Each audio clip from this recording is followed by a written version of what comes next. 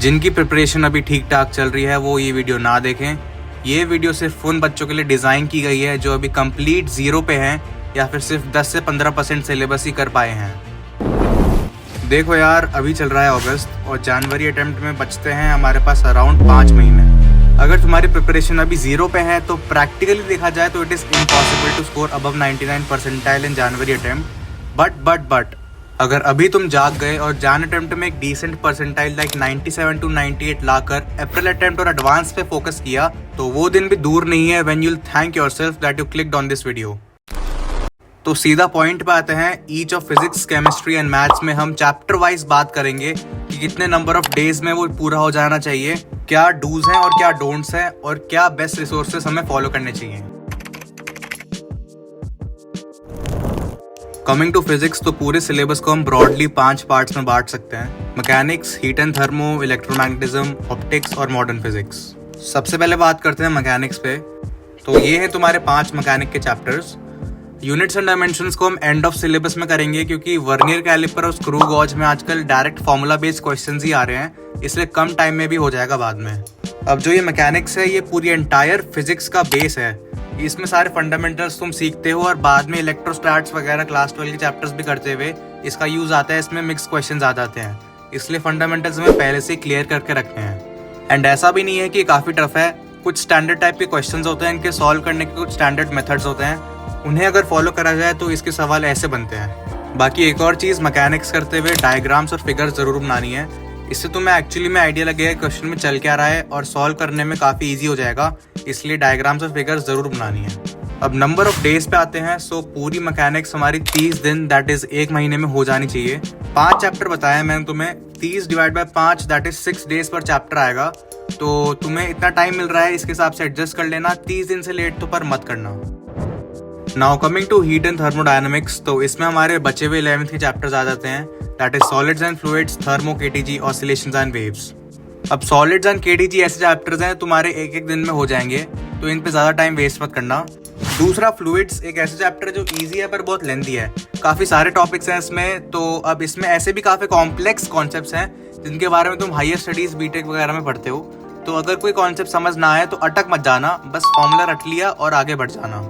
फिर आता है हमारा थर्मोडायनामिक्स। तो केमिस्ट्री में भी हम ये पढ़ते हैं, तो किसी भी एक सब्जेक्ट में अच्छे से कर लेना, तुम्हारा तैयार हो जाएगा ये chapter. Now talking about number of days, तो हीट एंड थर्मोडायनामिक्स भी ट्राई करना अराउंड 30 दिन में तुम कंप्लीट कर लो। Now comes the easiest portion of physics that is electromagnetism. I know काफ़ी बच्चे मेरे से डिसएग्री करेंगे, पर अगर सही में फंडामेंटल्स तुम्हारे क्लियर हैं तो काफ़ी हलवा है ये पोर्शन। इसमें भी ब्रॉडली 5 चैप्टर्स हैं: electrostatics, current electricity, magnetism, EMI and AC और EM वेव्स।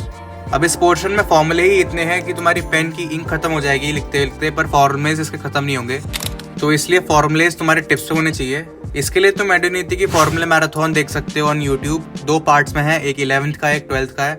अब ऐसा नहीं है कि इसमें सिर्फ फॉर्मूलेज ही फॉर्मूलेज हैं, थ्योरी भी काफ़ी सारी है। कंडक्टर्स एंड इट्स प्रॉपर्टीज, उसके अंदर क्या चार्ज होता है और फिर उसके बाहर क्या चार्ज होता है, सरफेस पे क्या चार्ज होता है, इलेक्ट्रिक फील्ड कहाँ डायरेक्टली प्रोपोर्शनल है और कहाँ इन्वर्सली प्रोपोर्शनल है, तो इन सब पे भी ग्रास्प बना के रखना। और बाकी एक ही चीज़ है कि रट्टा नहीं मारना है इसको। अगर तुम रट्टा मारोगे तुम्हारे सवाल नहीं बनेंगे। कॉन्सेप्ट की अंडरस्टैंडिंग पे जाना है और अपनी न्यूमेरिकल प्रैक्टिस को बढ़ाना है, तभी तुम इसमें एस कर सकते हो। अब कितना टाइम इसमें देना है, तो अच्छे खासे 42 दिन में दे रहा हूँ तुम्हें, दैट इज 6 हफ्ते।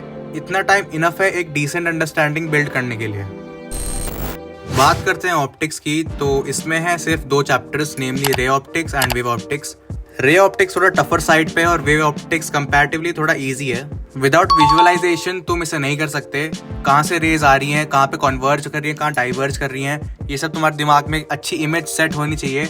और इसके साथ साथ अगर तुम फॉर्मूलेस को क्लब कर दो तो अच्छे खासे सवाल तुमसे बन जाएंगे। अब 2024 में इन्होंने एक स्टैंडर्ड वेराइटी पकड़ी है और उस पर भर के सवाल पूछे हैं एज यू कैन सी, तो इसको जरूर अच्छे से करके जाना।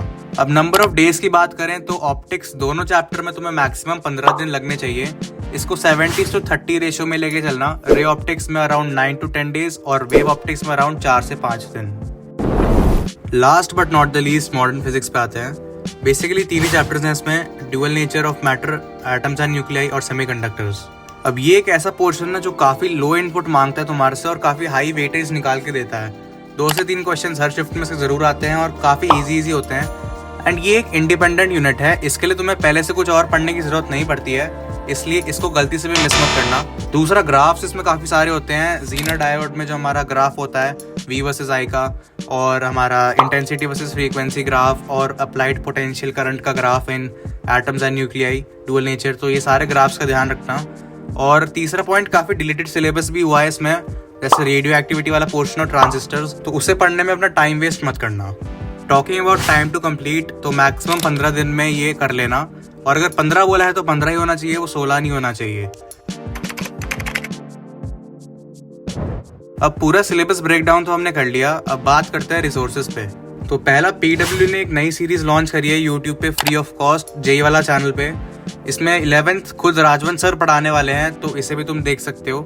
दूसरा, वही जेई वाला की मंजिल सीरीज, इसमें भी रिकमेंड करूंगा मंजिल 2.0 देखना। And for revision purposes you can follow PG checklist और एड्यूनिटी। डाइविंग इनटू केमिस्ट्री, तो as I always say, physical, organic और इनऑर्गेनिक को कभी भी साथ में नहीं चलाना है, क्योंकि हम 0 पे हैं। So we'll start with the 3 most basic chapters, namely mole concept, atomic structure और केमिकल बॉन्डिंग। जिस ऑर्डर में बोला है उसी ऑर्डर में कंप्लीट करना है। इन पे हम अपने अच्छे खासे 2.5 हफ्ते इन्वेस्ट कर रहे होंगे, दैट इज 18 दिन। 7 दिन केमिकल बॉन्डिंग के लिए, 6 दिन एटॉमिक स्ट्रक्चर और 5 दिन मोल कॉन्सेप्ट पे। जैसे ही ये 3 चैप्टर्स हमारे खत्म होते हैं, we'll straight forward jump to organic. अब करने को तो ऑर्गेनिक 30 दिन में भी हो सकती है if you follow our this video, but क्योंकि हमें जल्दी नहीं है इसलिए we'll focus on quality, starting with GOC and isomerism, then hydrocarbons, followed by the 4 reagent chapters, and then biomolecules and purification. हम 45 डेज, दैट इज 1.5 महीने में अपनी पूरी ऑर्गेनिक को स्ट्रॉन्ग करने में इन्वेस्ट कर रहे होंगे। ऑर्गेनिक के बाद we'll move to physical chemistry. Now the only thing physical chemistry demands is practice. Question तुम्हारी स्क्रीन पे आते ही तुम्हें क्या फॉर्मूला लगाना है ये क्लिक कर जाना चाहिए। इसमें भी हम अपने 45 दिन डाल रहे होंगे। अब देखो यार, इसी रोड मैप पे स्टिक हो जाओ ऐसा जरूरी नहीं है। अगर तुम्हें लगातार 1.5 महीने ऑर्गेनिक नहीं पढ़नी है तो ऐसा कर सकते हो कि 15 दिन ऑर्गेनिक करी, फिर 30 दिन फिजिकल, फिर 30 दिन ऑर्गेनिक और फिर 15 दिन physical. Basically the idea is कि do not exceed more than 3 months combining both physical and organic. Now comes inorganic chemistry. तो IOC को मैंने जानबूझकर एंड में रखा है। दिस इज बिकॉज मोस्टली रटने वाले कॉन्सेप्ट्स हैं इसमें, और जितना एंड में करोगे उतना ही देर तक तुम रिटेन कर पाओगे।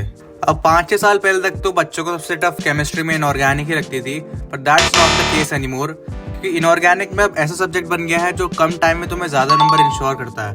दिस इज बिकॉज रिडक्शन के बाद तो मोटा मोटी सिर्फ 4 चैप्टर्स ही रहते हैं। ज्यादा से ज्यादा 30 दिन, दैट इज 1 महीने में सारे चैप्टर्स कंप्लीट किए जा सकते हैं, तो इससे एक्सटेंड मत करना।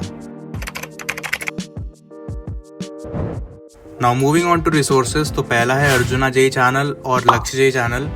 इस पे B.Ed ओम सर और B.Ed राहुल दूडी सर सबके 1 शॉट्स पढ़े हुए हैं, तो इससे तुम पढ़ सकते हो। दूसरा, साक्षी मैम के लेक्चर्स ऑन वोरा क्लासेस, यहाँ पे भी काफ़ी अच्छा कंटेंट पढ़ाया गया है, तो यहाँ से भी तुम पढ़ सकते हो। और तीसरा, वही जेई वाला की मंजिल सीरीज, अगर तुम्हें कहीं से समझना है तो यहाँ से भी तुम्हें समझ आ जाएगा। अब जिससे ये वीडियो ज़्यादा लंबी ना हो, इसलिए मैथ्स की डिटेल टाइमलाइन हम नेक्स्ट वीडियो में बात कर रहे होंगे। ऑल्सो अगर तुम्हें स्कूल मैनेज नहीं हो पा रहा है तो डू वॉच दिस वीडियो। बाकी मिलते रहेंगे, टिल देन सब्सक्राइब।